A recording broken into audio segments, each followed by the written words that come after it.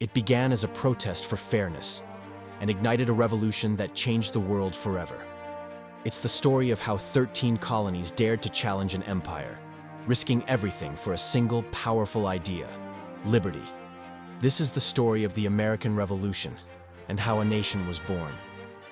In the mid-18th century, the American colonies were a jewel in the British crown. But the relationship soured after the costly 7 Years' War. To pay its debts, Britain imposed a series of taxes on the colonies: the Sugar Act, the Townshend Acts, and most famously, the Stamp Act of 1765. This wasn't just about money, it was about a fundamental principle.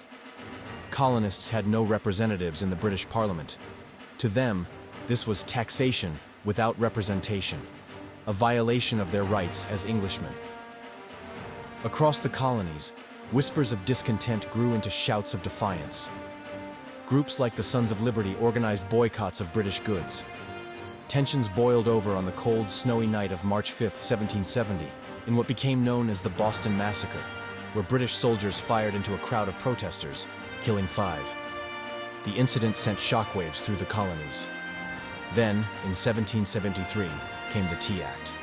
While it actually lowered the price of tea, it gave the British East India Company a monopoly, cutting out colonial merchants. For the colonists, it was the last straw. On a dark December night, disguised as Native Americans, members of the Sons of Liberty boarded 3 ships in Boston Harbor and dumped 342 chests of tea into the water. The Boston Tea Party was not just an act of vandalism, it was a bold statement of rebellion. Britain's response was swift and harsh. They passed the Coercive Acts, which the colonists called the Intolerable Acts, closing Boston Harbor and stripping Massachusetts of its self-governance. Far from crushing the rebellion, these acts united the colonies against a common enemy. The stage was set for war. By the spring of 1775, Massachusetts was a powder keg. British General Thomas Gage learned that colonial militias, known as Minutemen, were stockpiling weapons in the town of Concord. On the night of April 18th, he dispatched nearly 700 troops from Boston to seize the supplies and arrest rebel leaders Samuel Adams and John Hancock. But the colonists were watching. Riders like Paul Revere and William Dawes galloped through the countryside, their urgent cries of, "The regulars are coming out," echoing in the night. Just as the sun began to rise on April 19th, the British troops marched into the town of Lexington. They were met by a small band of about 80 Minutemen on the village green. The British commander ordered them to disperse. As the colonists began to turn, a single mysterious shot rang out, a shot that would be heard round the world. No one knows for sure who fired it, but it shattered the morning calm and unleashed a volley of British musket fire. When the smoke cleared, 8 Minutemen lay dead. The revolution had begun. The British then marched on to Concord, where they were met with organized and fierce resistance. At the North Bridge, colonial militia forced the British to retreat. The Redcoats' march back to Boston became a nightmare. Thousands of Minutemen, using stone walls and trees for cover, ambushed the British column, inflicting heavy casualties. The mighty British Army was humbled, and the colonists were emboldened. They had proven they could stand up to the greatest military power on earth. Following the battles of Lexington and Concord, the Second Continental Congress convened in Philadelphia. The colonies needed a leader, someone to unite their ragtag militias into a disciplined army. They chose a 43-year-old Virginian planter with military experience from the French and Indian War, George Washington. Washington had a strong, unforgettable presence, but he faced an almost impossible task. The newly formed Continental Army was a collection of farmers, blacksmiths, and merchants, poorly trained and ill-equipped. They were up against the well-drilled professional soldiers of the British Empire. Washington's early campaigns were fraught with defeats and retreats. After a devastating loss in New York, his army was forced to flee across New Jersey. Morale plummeted. Yet, it was in these darkest hours that Washington's true leadership shone. On a frigid Christmas night in 1776, he led his men across the icy Delaware River for a surprise attack on Hessian mercenaries in Trenton.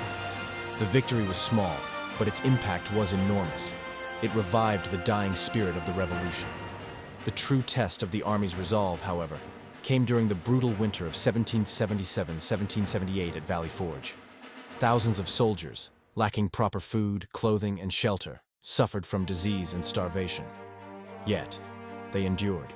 Under the tutelage of the Prussian officer Baron von Steuben, they drilled relentlessly, transforming from a raw militia into a formidable fighting force. Washington's unwavering determination held the army together, forging a bond of loyalty and sacrifice that would ultimately carry them to victory. By 1777, the war was at a stalemate. The British launched a major campaign to sever New England from the other colonies by controlling the Hudson River. General John Burgoyne led an army south from Canada. The plan was to meet another British force heading north from NYC, but it all went sideways. Burgoyne's army was bogged down in the dense wilderness, harassed at every turn by American forces led by General Horatio Gates and the brilliant field commander Benedict Arnold. The two armies finally clashed in a series of engagements near Saratoga, New York. In a decisive battle, the Continental Army, fighting with newfound skill and courage, forced Burgoyne's entire army to surrender. The Battle of Saratoga was more than just a military victory. It was the turning point of the war. News of the American triumph reached Paris, convincing France that the colonists had a real chance of winning. Eager to weaken its old rival, Britain, France signed a treaty of alliance with the United States in 1778. French money, weapons, ships, and soldiers began to flow across the Atlantic. Spain and the Netherlands later joined the fight against Britain as well.